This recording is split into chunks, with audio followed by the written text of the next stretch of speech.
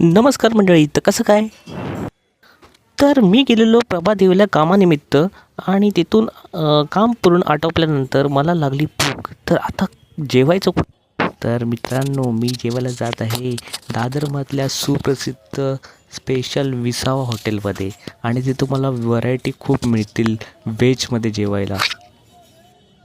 इथे तुम्ही बघू शकता दादरला खूप गर्दी आहे लोकांची, काही वस्तू घेण्यासाठी, काही कपडे घेण्यासाठी, कारण लोकांना सुट्ट्या पण आहेत क्रिसमस डेच्या.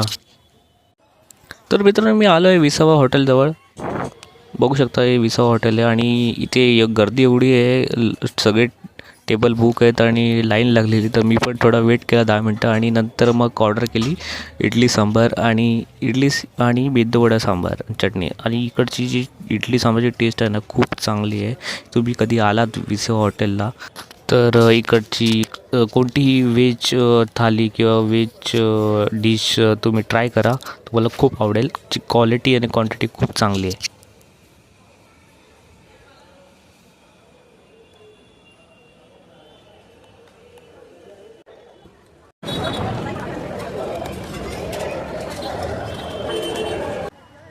तर हॉटेलच्या साईडलाच थोड्या अंतरावर श्री हनुमानाचं मंदिर आहे आणि तिथे मग देवांचे सगळे दर्शन घेतले आणि तिथून मग देवांचे दर्शन घेऊन प्रसाद घेतला आणि मग तिथून घरी जायला निघालो मी.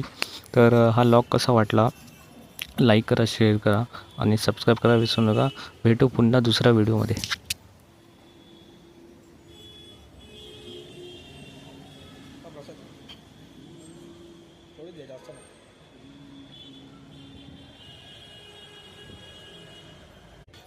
नमस्कार मंडळी. तर कसं काय?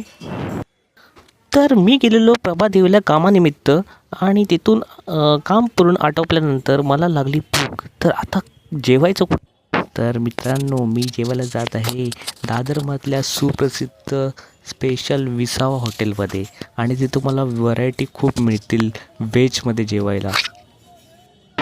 इथे तुम्ही बघू शकता दादरला खूप गर्दी आहे लोकांची, काही वस्तू घेण्यासाठी, काही कपडे घेण्यासाठी, कारण लोकांना सुट्ट्या पण आहेत क्रिसमस डेच्या.